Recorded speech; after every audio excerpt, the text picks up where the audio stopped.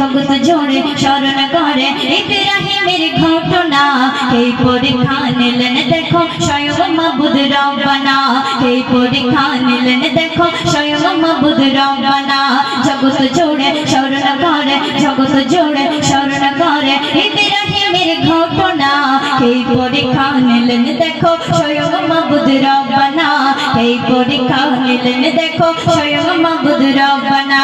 শোন রে মুমিনা, শোন রে মুমিনা, শোন রে মুমিনা, শোন রে মুমিনা।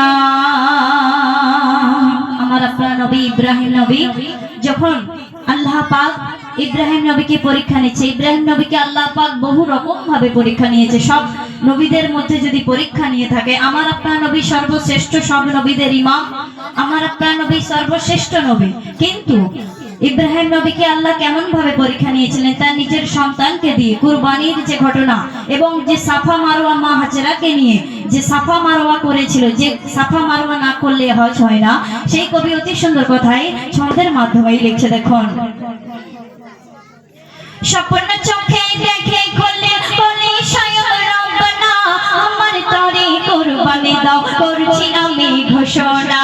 প্রথমবারে একসাথে উঠ করে তিনি কুরবানি, তবু তিনি একই স্বপ্ন দেখেছে পেরেশানি, তবু তিনি একই স্বপ্ন দেখেছে পেরেশানি। দ্বিতীয়বারে দ্বিতীয়বারে দ্বিতীয়বারে স্বপ্ন দেখে ওহে খলিল শোনো না, প্রিয় জিনিস কুরবানি দাও এটাই আমার ঘোষণা।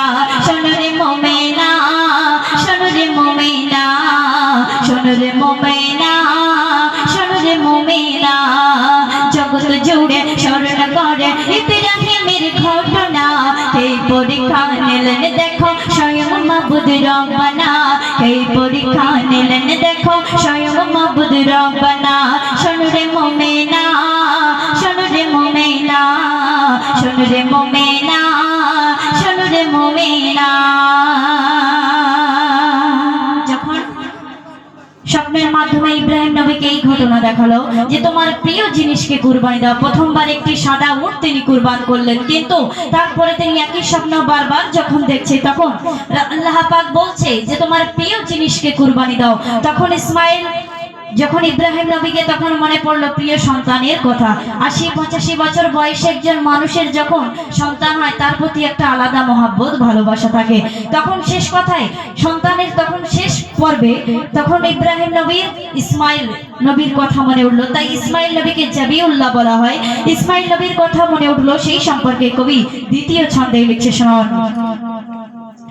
অবশেষে মনে পড়ে সন্তানেরই কথা, তবু তানার মনের মাঝে লাগলো না যে ব্যথা, তবু তানার মনের মাঝে লাগলো না যে ব্যথা।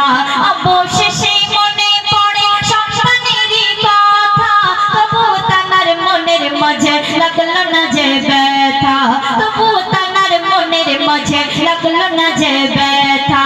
বলে খলিল শোনো বেটা, আল্লাহ তাআলার ঘোষণা, তোমাকে ওই করলে সবাই খুশি হবেন রব্বানা, তোমাকে ওই করলে সবাই খুশি হবেন রব্বানা।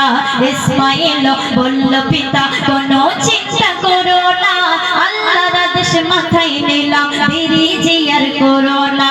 শোন রে মুমিনা, শোন রে মুমিনা, শোন রে মুমিনা, শোন রে মুমিনা।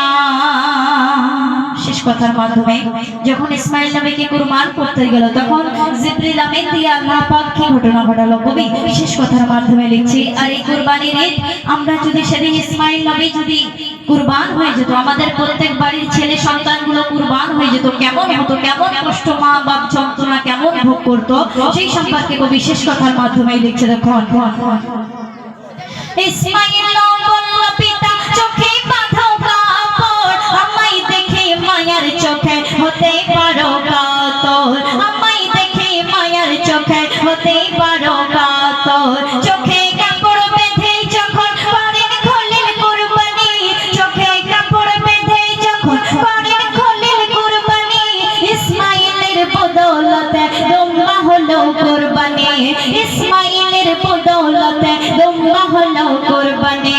কবি মাসুম আলম বলে রে